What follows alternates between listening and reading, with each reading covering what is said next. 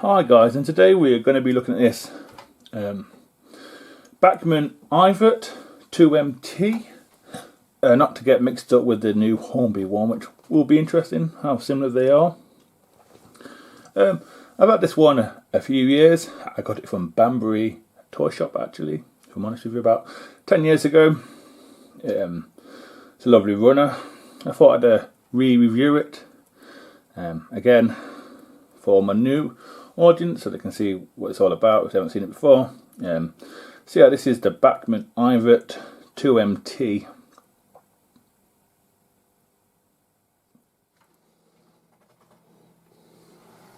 We start off at the front of the locomotive like I always do.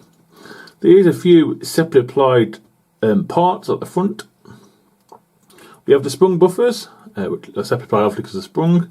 We also have the hook as well, which is very fine and very detailed. That's separately applied as well. We also have a vacuum pipe. We also have 3 lamp irons above the buffer beam. Then we have one near the chimney as well. We also have some steps to help the crew get around the loco. To move around to the smoke box area, we also have a shed code, which is I think 20F, and we also have self-clean sign as well. We also have a smoke box dart, which is separately applied. Number of the loco. We have a small handrail at the top. As we move on to one side of the locomotive, as you can see, the wheel configuration is a 260. I believe it's a mogul. We do have a builder's plate just at the front of the locomotive near a handrail. It says crew 1950, I believe. As we move in a little bit more, we do have a steam tubing going up to the boiler, which is correct as well. You can see the air gap with the boiler and the chassis. There's no mechanism inside, or moulded one anyway. There's nothing, it's plain. We do have a separately applied, I think it's a sander, and is it the dome? They are separately applied.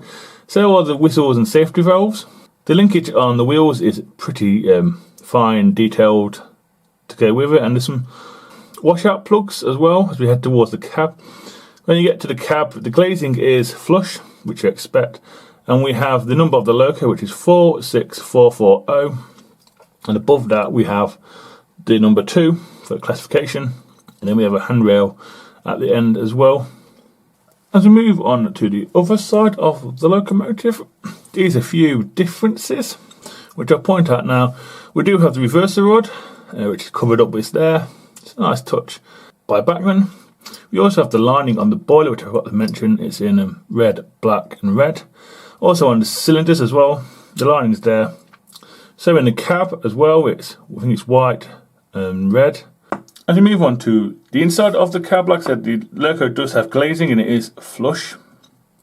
You can see some handrails on the tender and the locomotive as well. You can also see inside the cab, and it is highly detailed, even though it might be a little bit moulded. There's a few things picked out in there. It is a nice touch. As we move on to the tender, both sides of the tender are exactly the same, if I'm honest with you. We do have this shelter porch from the bad weather that Ivatt introduced, I believe, for the LMS. Very American, but nice. There's some glazing on the other side, and it's like frosted, ribbed glazing, if that's the correct word. You can also see the colour. The colour is removable, may I add. As for the lining, it's white, black, red, with the early crest inside, crisply printed, may I add. Down at the bottom where the moulded stuff of the axle boxes and springs, but it is very nice and crisp, if I'm honest with you. We do have some handrails at the top there next to the water, thing where you put the water in. As we move on to the back of the tender, and you see we have handrails either side. We do have sprung buffers. We have a vacuum pipe separately applied as well with a hook. We also have a ladder, which is fine, if I'm honest with you. We also have the NEM pocket couplings, I believe they are, the small tension lock anyway. We also have the buffer beams in red. You see some more handrails too to go with it, and you've also got a builder's plate and a water gallon, I believe it could be. What the capacity of the water and coal maybe.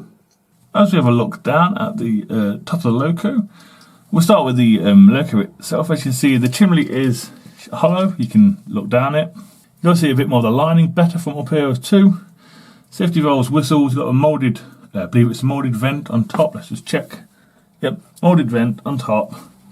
You also see the coal load, which is removable, and you can also see the where you put the water in, the locomotive into towards the tender. Pretty basic, if I'm honest. And finally, as we look at the underneath of the locomotive, as you can see, the wheel configuration is there again. It's a 260. I believe the 6 main driving wheels have pickups. You can see the brake rigging separately applied, and then some sanding gear as well.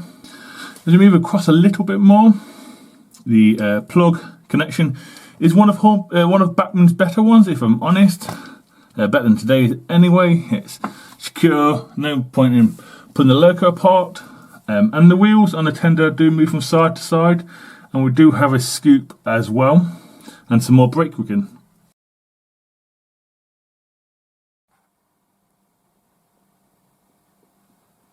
So yeah, that's it on the tracks, guys. Next up will be just the points test. As you can tell, it's on the inner loop, which is the second radius one. So here comes the points test, and I'll see you after the points test.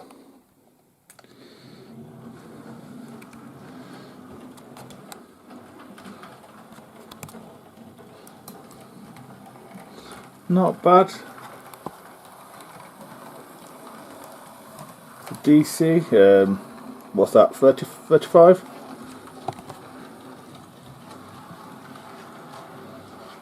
A little fast, but that's the best that I can get it to do.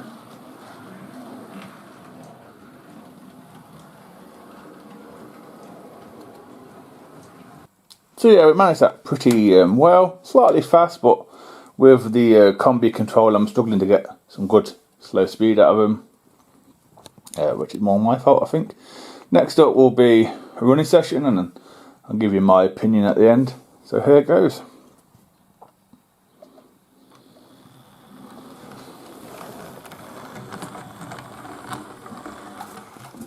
What's that? 40, a little bit high. 40, not bad. Still looks great at that speed.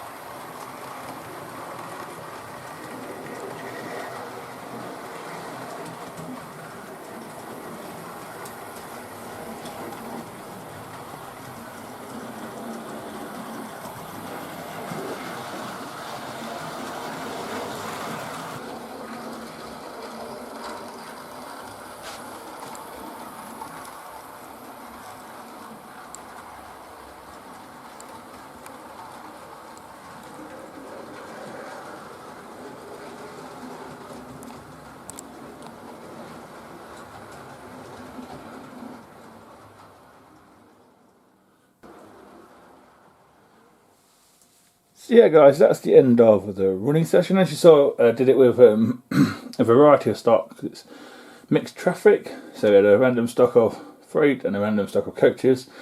It just had to be, it was mainly the Big 4 and a BL coach. Would I recommend one of these? I would, personally. I think the Era 4 and 5. This is Era 4. Run smoothly, pretty cheap. If I'm honest with you, for tender lurker from Bachmann. Yeah, it hasn't got all the detail that some of the modern ones have, like the cab needs a redo, obviously, and probably slightly better motor, not sure. But very nice, a stunning looking thing. And I'd highly recommend anyone who's into steam or just likes BR stuff. It's plain black livery with lining. It's nice to look at. So yeah, I highly recommend these. I've had no issues. Ran it for about 2 hours doing this video as I recorded random stuff. And yeah, more than happy with it. It's a few years old. I think it's more 5 years old now, I think. So yeah. Anyway guys, I'll see you in the next video. So please take care and goodbye.